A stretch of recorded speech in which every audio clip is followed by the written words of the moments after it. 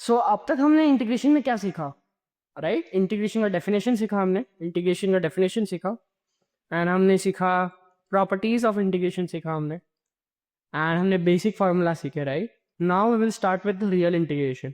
इसको हम बोलते हैं मेथड ऑफ सब्स्टिट्यूशन। इसको हम ऑल्सो बोलते हैं चेंज ऑफ वेरिएबल मेथड। क्या बोलता है? Change of variable method. Now let's understand very deeply कि इंटीग्रेशन स्टार्ट कहाँ से होता है, यहीं पे ज्यादा बच्चे गिव अप कर देते हैं।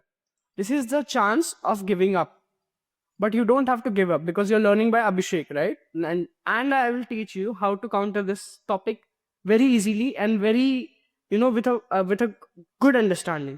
ठीक है? तो ये आता कहाँ से, समझ लो ये बात, ठीक है? एकदम इजी भाषा में बोलूं, एकदम सिंपल भाषा में बोलूं, ऐसे समझो। सपोज ये एग्जाम्पल के थ्रू समझते हैं, एक एग्जाम्पल के थ्रू समझते हैं। ऐसा देखो, ये इंटीग्रेशन है x square into suppose 1 plus, I will say just एक छोटा सा एग्जाम्पल लेके देखता हूँ मैं।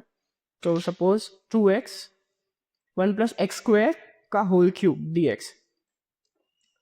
अभी आपको दिख रहा है, ध्यान से देखना है क्वेश्चन को, ठीक है? अभी आपको दिख रहा है, इसको अगर आप ऐसे करने जाओगे, जो प्रॉपर्टीज और फॉर्मूलाज के थ्रू करने जाओगे, तो ये बहुत लेंथी हो जाएगा, राइट? क्यों लेंथी हो जाएगा?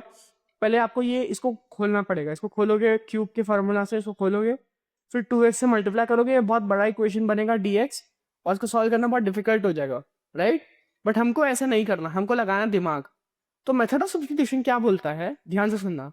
मेथड ऑफ सब्स्टिट्यूशन क्या बोलता है, अगर मैं आपको इसका जनरलाइज वे बताता हूँ तो आपके बोर्ड्स के लिए भी हेल्प होगा। ताकि मेथड ऑफ सब्स्टिट्यूशन ये बोलता है कि कोई भी इंटीग्रेशन अगर ऐसा दिखे आपको, चाहे फंक्शन के अंदर दूसरा फंक्शन दिया हो और उसका डेरिवेटिव बाहर दिया हो, ठीक है, ऐसा कुछ दिया हो, तो ऐसे फंक्शन को आप directly g of x equal to T बोल के सब्स्टिट्यूट कर सकते हो। Sorry, g of x equal to T बोल के सब्स्टिट्यूट कर सकते हो।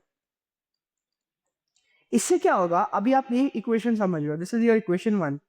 अगर आप इन दोनों साइड को डिफरेंशिएट करोगे तो ये हो जाएगा g' equal to D T by D X. दोनों साइड x के रिस्पेक्ट में डिफरेंशिएट किया।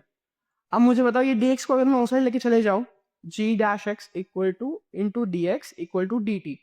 अब मुझे एक बात बताओ, क्या ये चीज आपको ये इक्वेशन में दिख रहा है? हाँ सर, ये दिख रहा है, ये प्रेजेंट है। ये किससे रिप्लेस हो जाएगा? dt से रिप्लेस हो जाएगा। तो ये पूरा फंक्शन ऑटोमेटिकली कैसा बन गया? Integration of f of t, क्योंकि g ऑफ x तो t के बराबर है, इंटू dt। अब बोलो इक्वेशन सिंपल हो गया ना? Very good. इसके लिए हम लोग मेथड ऑफ सब्स्टिट्यूशन यूज करते हैं। अभी उसमें अगर आप देखोगे, जो मैंने एग्जाम्पल लिया, वो एग्जाम्पल क्या बोल रहा है? Integration of 2x into 1 + x² का होल क्यूब, ठीक है?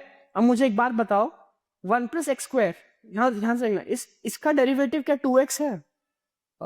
आप सोचोगे कैसे सर? हाँ, करके देख लो। 1 का डेरिवेटिव 0, x² का डेरिवेटिव 2x, राइट? इसका डेरिवेटिव 2x होता है और 2x बाहर ही दिया हुआ है, तो इस पूरे का डेरिवेटिव 2x और 2x दिया हुआ है साथ में।